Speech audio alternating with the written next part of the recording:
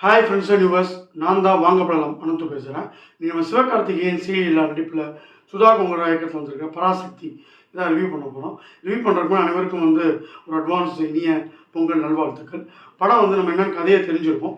ஒரு 27லேருந்து 67 இந்த ஹிந்தி திணிப்பு எதிர்த்து ஒரு போராட்டங்கள் அப்பப்போ போயிட்டு இருந்தது. இது பீக்கானது இந்தியா சுதந்திரம் அளிச்சதுக்கப்புறம் காங்கிரஸ் மத்தியில் வருது. இங்கே ஸ்டேட்லேயும் காங்கிரஸ் தான் வருது. அந்தந்த பிராந்திய மொழியை அவாய்ட் பண்ணிவிட்டு ஹிந்தியை ஒரு திணிக்க பார்க்குறாங்க.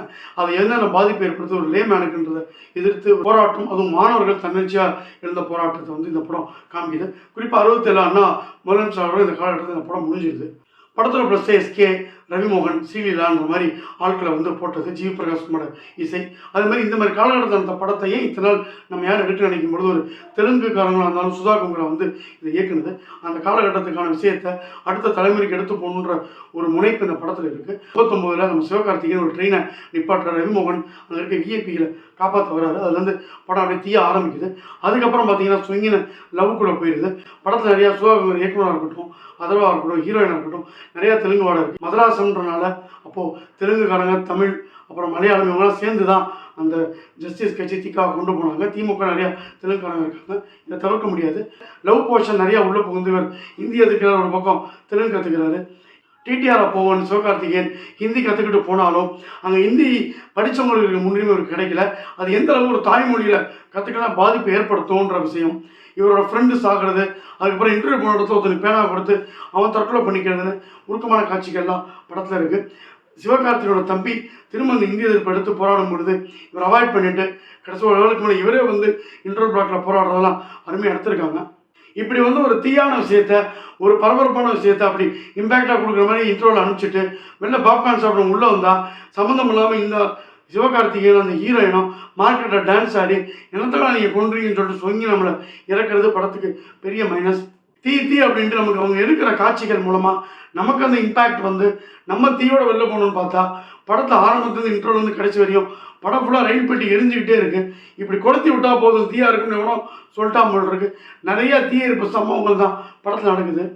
மாணவர்கள் நிறைய பேர் உள்ளே செத்தது, இவங்க கொண்டு போய் அடக்குமுறை பண்ணது, இதெல்லாம் ஒரு மனசை பாதிக்கிற மாதிரி இருந்தால் கூட ரவிமோகன் அண்ட் சிவகார்த்திகேயன் இவங்களோட ஒரு பர்சனல் விஷயமா படத்தை கொண்டு போனது ஒரு லெவலுக்கு மேலே போர் அடிக்குது. இதை தவிர்த்துருக்கலாம். சிவகார்த்திகேயன் கூட இருக்கிற ஆளுக்கு வாயில் வடைய வைப்பாப்புல. இவங்க உண்மையில் அந்த காலத்தை வடையாக சுட்டிருப்பாங்க. இப்போ கூட வடையை கொடுத்து ஏமாற்றிருப்பாங்கன்றது தெரிஞ்சுதான் சென்சாரில் அவ்வளோ கட்டிங் நடந்திருக்கு. ஏன்னா ஒரு காலத்தில் அவங்க பேசும்போது யாருக்கும் உண்மை தெரியாது. இப்போ என்ன பேசாலும் கூகுளில் பார்த்தாலே அது துப்பிடுது. அப்படி சில பேர் உணர்ச்சி பூர்வமாக அவங்க சொல்கிற நம்பிக்கிட்டு இருந்தாலும் இந்த படம் நமக்கு என்ன சொல்லுது, ஒரு அரசியல் ரீதியாக அதை தாண்டி ஒரு படமாக உண்மையிலே இந்த விஷயத்தை எடுத்ததுக்கு பாராட்டணும். முடிஞ்ச வரையும் ஒரு குரு மணிரத்னம் 20 படத்தை எடுத்து பெருசாக லேமேனுக்கு புரியாத படம் ஃப்ளாப் ஆகிடுச்சு. அப்படி ஒரு விஷயத்துக்குள்ளே போயிடக்கூடாதுன்னு சுதாகாங்க ரொம்ப மெனக்கெட்டு இவங்க பண்ணதையும் நம்ம பாராட்டணும். ஆனாலும் கமர்ஷியலுக்காக கண்டென்ட்டை கொஞ்சம் அவங்க காம்ப்ரமைஸ் பண்ணதுனால நம்ம வெளில ரொம்ப இம்பேக்டோட வர முடியல. நிறையா அவசரங்கள் தமிழ்னு பேசும்பொழுது சீமான் தான் ஞாபகத்துக்கு வராரே ஒழிய உண்மையிலே அந்த காலத்தில் இவங்க போராடினதுக்கப்புறம் நம்ம எப்படி தப்பிச்சோன்ற விஷயத்த அடுத்த தலைமுறைக்கு கடத்த இந்த படம் தவறிடுது. ரொம்ப ஈஸியாக எம்பி பண்ணோட சுற்றுறது, இவர் அவ்வளோ ஈஸியாக போய் போராட்டம் பண்ணுறதுலாம் மேபி அப்போ பாதுகாப்பு குறைவாக இருக்கிற காரணத்தினால இருக்கலாம். இந்திரா காந்தி கேரக்டர் படத்தில் கொண்டு வந்திருக்காங்க. படத்தை உண்மையிலேயே இதை பார்த்து காண்டாக வேண்டியது காங்கிரஸ்காரங்க தான். ஏன்னா கதை நடந்த காலகட்டம் 64லேருந்து 67. அப்போ ஆட்சியில் இருந்தது காங்கிரஸ், திணிச்சது காங்கிரஸ். ஆனால் இப்போ கூட்டணியாக இருக்கிறது திமுக காங்கிரஸ். ஆனால் இவங்க யாரை திட்டுவாங்க, மோடியும் பாஜகவையும். இதை திருத்த முடியாது. பட் ஆனால் ஒரு காமன் மேன் இதை உணர்றதுக்கு இவங்க கொடுத்துருக்காங்க. இந்த தடவை தேர்தலில் காங்கிரஸ் கலந்து போனாலும் போகட்டும், இருந்தாலும் 20 தொகுதிக்கு மேலே தரமாட்டோன்ற திமுக உறுதியாக இருக்குன்னு நினைக்கிறேன். அதனால தான் திருச்சி வேலுசாமி, பிரவீன் இவங்களுக்குலாம் ஆப்படிக்கிற மாதிரி ஒரு படத்தை எடுத்து விட்டுருக்காங்க. அது அவங்க அரசியல். நமக்கு படமாக பார்க்கும்போது ஓகே, ஒரு வரலாற்று பதிவு நம்ம தலைமுறையை பார்க்கணும், நம்மளும் அவங்க பட்ட கஷ்டங்கள் தெரியணுன்றது ஒரு எக்ஸாகரேஷன், தேவையில்லாத லவ் போர்ஷன் இதெல்லாம் இருந்தால் கூட ஞாபகம் பார்க்கலாம். பட் இதை வச்சுக்கிட்டு நாங்கள் தான் 10 என்ன பண்ணோம் எது பண்ணோம்லாம் வந்தாங்கன்னா ரூபா கொடுத்து அனுப்பிச்சிருங்க. அந்த அளவுக்குலாம் படம் ஒருத்தர் இல்லை.